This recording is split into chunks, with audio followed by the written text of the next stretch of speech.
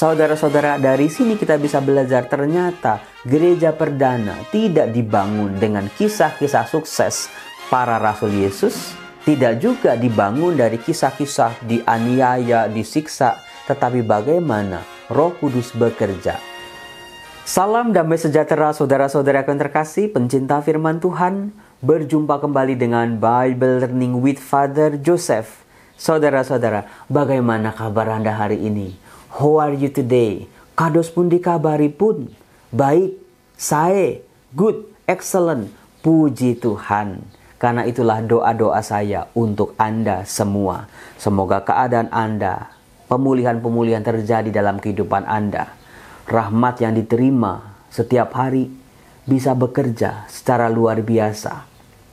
Banyak orang-orang Kristiani menerima rahmat itu tiap hari, tapi energi kehidupannya, cara hidupnya tidak selaras dengan rahmat itu. Sehingga rahmat itu berhenti, rahmat itu tidak bekerja secara maksimal, mandek. Maka dari itu saudara-saudara, kenali rahmat-rahmat yang setiap hari kita terima. Tuntunan-tuntunan Roh Kudus kita terima betul-betul. Dan bekerja samalah dengan rahmat itu. Ikut tuntunan kuasa kasih Allah. Saudara-saudaraku yang terkasih, saya juga mengharapkan Anda tidak pernah jemu-jemu, tidak pernah bosan-bosan dalam membaca firman Tuhan. Karena kadang-kadang kan tulisannya begitu-begitu aja, kisahnya udah tahu, membuat kita menjadi bosan. Kalau Anda bosan nggak nonton video Bible Learning? Saya, supaya penonton tidak bosan, saya tuh setengah 5 pagi nih, saya udah mandi, saya udah siap-siap bikin video. Lalu saya cari tempat-tempat di kamar saya. Kadang-kadang saya di sini, kadang-kadang saya di situ, kadang-kadang saya di depan. Kamar saya itu kecil, cuman 4 sisi. Masing-masing sisinya saya hias, saya pindah sini, pindah sini, pindah sini, supaya Anda tidak bosan. Itu semua saya lakukan supaya Anda semakin semangat dalam belajar firman Tuhan. Saudara-saudaraku yang terkasih, izinkan saya di dalam video ini mengangkat satu tema yang seringkali menjadi bahan diskusi, menjadi perdebatan, menjadi pergunjingan, yaitu sebuah pertanyaan. Apakah Tuhan menghendaki kita untuk menjadi sukses? Coba, iya atau tidak? Apakah Tuhan hanya menghendaki kita untuk menjadi sukses saja? Silakan kita bikin jajak pendapat di kolom komen. Menurut Anda, Tuhan itu menghendaki kita buat sukses doang atau enggak ya Romo? Waduh Romo, bingung nih jawabnya nih. Kalau dibilang enggak, siapa sih yang nggak mau sukses? Saya pun mau sukses. Anda pasti mau sukses. Orang tua yang sukses dan berhasil, pekerja-pekerja karirnya sukses, menjadi pedagang-pedagang yang sukses, belajar pun sukses gitu. Siapa yang nggak mau? Tapi kalau dibilang iya Romo, Allah menghendaki kita untuk menjadi sukses, apakah artinya orang-orang yang belum sukses, orang-orang yang tidak pernah menggapai puncak kesuksesan mereka, puncak karir mereka, artinya orang-orang yang tidak dikehendaki Tuhan, orang-orang yang tidak dirahmati oleh Tuhan, orang-orang yang tidak dikasih oleh Tuhan? Kayaknya ya enggak juga Romo. Saudara-saudara, dalam video ini saya tidak akan memberi jawaban definitif iya atau tidak, tetapi saya akan membantu Anda untuk semakin memahami. Kalau Anda sudah mempunyai pemahaman yang cukup, baru Anda bisa menjawab pertanyaan ini.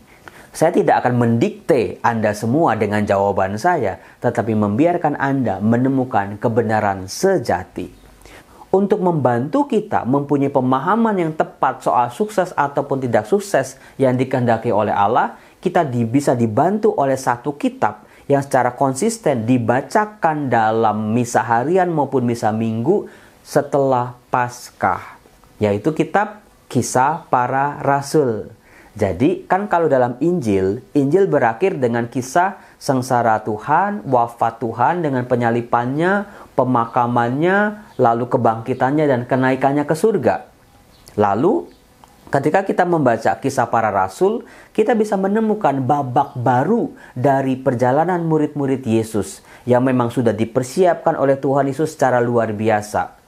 Dalam Kisah Para Rasul kita bisa melihat bagaimana para murid-murid Tuhan berjuang, berusaha untuk menjalani perutusan mereka yang mereka terima dari gurunya. Nah, kita bisa melihat ada perubahan-perubahan yang luar biasa hebat. Misalnya, tokoh Petrus. Kalau di Injil itu kan Petrus itu kan banyak nggak ngertinya, banyak salah pahamnya, kemudian juga dia sempat menyangkal Tuhannya. Tetapi di Kisah Para Rasul, Petrus betul-betul menjadi pemimpin para rasul, pemimpin gereja perdana, khotbahnya luar biasa. Dia mampu berdiskusi, memberikan argumen-argumen kepada orang-orang Yahudi yang tidak percaya pada Yesus yang bangkit. Bahkan Petrus bisa membuat banyak mukjizat. Tokoh yang saya bisa angkat juga misalnya Filipus. Tokoh Filipus dalam Injil Yohanes itu kan tokoh yang gagal. Tapi dalam Kisah Para Rasul menjadi pribadi yang luar biasa. Menjadi katekis yang luar biasa. Pewartaannya diterima di mana-mana. Dan Filipus juga bisa melakukan banyak tanda dan mukjizat. Tetapi saudara-saudara, apakah Kisah Para Rasul hanya berbicara soal kesuksesan para murid-murid Yesus ini? Kalau kita membaca, saudaraku, para murid yang sudah menerima Roh Kudus ini tampil menjadi pribadi-pribadi yang luar biasa. Kalau kita baca seterusnya Kisah Para Rasul, saudara-saudara, kita bisa melihat bagaimana perjalanan para murid ini yang sudah menjadi luar biasa juga harus menghadapi tantangan-tantangan besar yang berasal dari orang-orang Yahudi maupun orang-orang yang bukan Yahudi. Di sini kita bisa melihat para murid berhadapan dengan masalah-masalah eksternal dengan orang-orang luar. Tetapi kita bisa melihat dalam Kisah Para Rasul, kuasa Tuhan bekerja dalam diri para murid ini sehingga satu persatu masalah-masalah yang dari luar bisa diatasi. Dalam Kisah Para Rasul, setelah masalah dari luar bisa teratasi, muncul masalah dari dalam, masalah internal. Ketika orang-orang Yahudi yang sudah menjadi Kristen ini menuntut orang-orang non-Yahudi yang menjadi Kristen untuk disunat. Di situ masalah internal yang luar biasa, soal makanan haram dan tidak haram. Tetapi lagi-lagi Roh Kudus yang sama menuntun para murid Yesus dengan sidang di Yerusalem. Diambil sebuah keputusan luar biasa. Disitulah saudara-saudara kita bisa melihat ternyata perjalanan awal gereja perdana, perjalanan kisah kasih Allah dalam sejarah keselamatan Allah tidak menitik beratkan pada sukses ataupun pada penganiayaan dan kesulitan, tetapi pada bagaimana karya Roh Kudus bekerja pada tiap-tiap orang. Itu tekanannya. Jadi bukan yang sana, bukan yang sini, tapi pada proses bimbingan Roh Kudus. Hal itu kita bisa lihat dalam kisah-kisah selanjutnya, yaitu muncul satu tokoh yang bernama Saulus, seorang pengejar murid-murid Tuhan, dipakai oleh Tuhan Yesus menjadi alatnya. Dia juga disebut dengan Paulus. Kita bisa melihat Paulus dibentuk oleh Tuhan. Paulus menjadi alatnya, menjadi pewarta-pewarta luar biasa. Kalau Anda baca Kisah Para Rasul, Paulus pergi dari kota ke kota, daerah-daerah, desa demi desa. Nama-nama kota yang disebut di Kisah Para Rasul itu bukan sekedar tetangga antar kecamatan, antar RT, antar kelurahan, antar provinsi, tapi antar negara. Dan nggak ada pesawat pada waktu itu. Semua ditempuh melalui perjalanan laut, pakai perahu, pakai jalan darat, entah naik kuda, entah jalan kaki, atau naik keledai. Artinya begini saudara-saudara, perjuangan usaha Paulus itu sungguh berat luar biasa. Dia jalani itu semua. Pewartaannya sungguh-sungguh tidak bisa diragukan lagi. Effortnya sangat besar, pengorbanannya luar biasa. Kita bisa lihat itu dari perpindahan Paulus dari satu kota ke kota lain, satu desa ke desa lain, satu bangsa ke bangsa lain. Nah, dalam menjalani perutusan itu, Paulus dengan gigihnya, dengan semangat yang luar biasa, mewartakan Yesus yang bangkit kepada semakin banyak orang. Kadang-kadang Paulus diterima, kadang-kadang Paulus dipercaya, kadang-kadang dia dipuja-puja, bahkan didewa-dewakan. Kadang-kadang dia dikasih hadiah-hadiah yang dia tolak mentah-mentah. Tapi dia juga ditolak, dia dihina, dia dicaci maki, dia dianiaya, dilempari batu, sampai di penjara. Saudara-saudara, dari sini kita bisa belajar ternyata gereja perdana tidak dibangun dengan kisah-kisah sukses para rasul Yesus, tidak juga dibangun dari kisah-kisah dianiaya, disiksa, tetapi bagaimana Roh Kudus bekerja. Anda bisa lihat dalam Kisah Para Rasul bab 16 ayat 1 sampai 10. Bagaimana Paulus dengan kawan-kawannya dituntun betul-betul oleh Roh Kudus. Roh Kudus melarang mereka pergi ke daerah sini. Roh Yesus melarang mereka pergi ke daerah sini. Roh Kudus menuntun mereka untuk ke tempat-tempat yang harus mereka kunjungi. Dengan penglihatan-penglihatan, Paulus diberi karunia itu untuk mewartakan kasih Tuhan. Jadi saudara-saudara, lagi-lagi tekanannya bukan sukses atau tidak, diberkati atau tidak, tapi bagaimana bekerja sama dengan kuasa Roh Kudus, dengan berkat-berkat Tuhan yang diterima oleh masing-masing orang. Karena begini, kalau kita menilai karya Paulus dalam mewartakan kabar sukacita hanya sukses atau tidak, itu jadi nggak sebanding. Effortnya terlalu besar. Misalnya ketika Paulus pergi ke Makedonia, itu jauh sekali di Yunani atas itu. Itu perjalanan jauh ditempuh pakai perjalanan laut, terombang-ambing di laut, ada pasang, ada surutnya, ada gelombang, ada badainya. Paulus mewartakan kabar sukacita kepada orang-orang di Makedonia, tetapi berapa orang yang datang yang percaya sama Paulus? Hanya satu perempuan yang bernama Lydia, seorang penjual kain ungu dari kota Tiatira. Nggak sebanding sama usahanya, nggak sebanding sama effortnya. Effortnya, usahanya terlalu besar, yang datang, yang percaya cuma satu orang. Kemudian juga di Kisah Para Rasul bab 16 ayat 22 sampai 34, ketika Paulus ada di Filipi, dia dipenjara, dia dianiaya, dia dilempari sama batu, dia dipenjara, dia dikurung di bagian yang paling safety.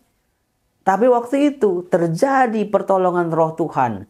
Ketika mereka bernyanyi-nyanyi, ketika mereka memuji Tuhan, terjadi gempa bumi. Semua pintu-pintu penjara terbuka. Sampai-sampai seorang kepala penjara mau bunuh diri. Tetapi dicegah oleh Paulus. Akhirnya kepala penjara itu bersama seluruh keluarganya menerima Tuhan Yesus sebagai juru selamat. Saudara-saudara, kalau kita lihat sukses atau tidak sukses nggak sebanding. Di penjara, dianiaya, disiksa, yang percaya cuma satu keluarga. Kemudian juga masih belum selesai kalau Anda baca di hari Rabu, Kisah Para Rasul bab 17. Di situ Paulus pergi ke daerah Berea. Sama mewartakan Injil Tuhan, lalu juga ke Athena, dia berkhotbah panjang lebar itu khotbahnya. Dari bagaimana Allah mengasihi bangsanya, bagaimana Allah mewartakan pertobatan, karya-karya yang dilakukan oleh Tuhan Yesus panjang lebar. Orang-orang Athena itu sangat antusias mendengarkan. Tapi begitu Paulus berbicara soal Tuhan Yesus yang bangkit dari kematian, langsung ditolak, langsung ditinggal pergi. Mereka berkata, lain kali saja kami mendengar engkau bicara seperti itu. Bayangin saudara-saudara, udah ngomong panjang lebar, mencoba meyakinkan luar biasa, seolah-olah akan berhasil, tapi ditolak mentah-mentah.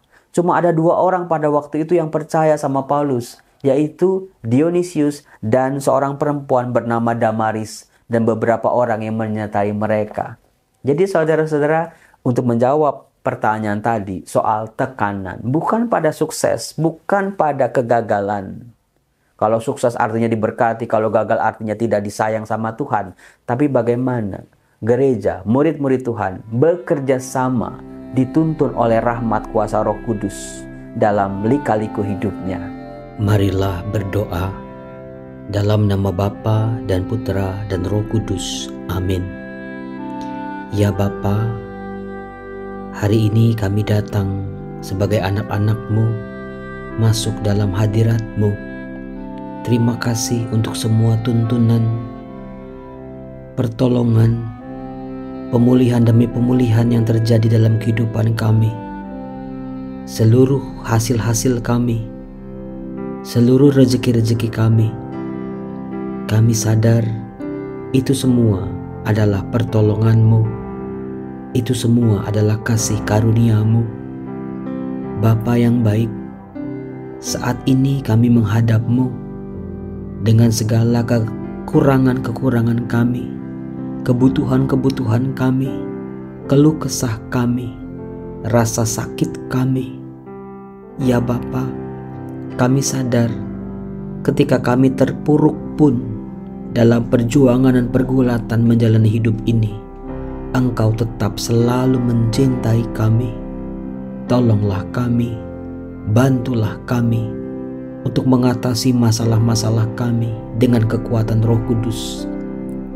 Biarlah hari ini kami membuka hati kami, semakin mengenal karya kasih-Mu, mengenal cara Engkau menyelamatkan kami. Biarlah Kau mampukan kami bekerja sama dengan rahmat-Mu.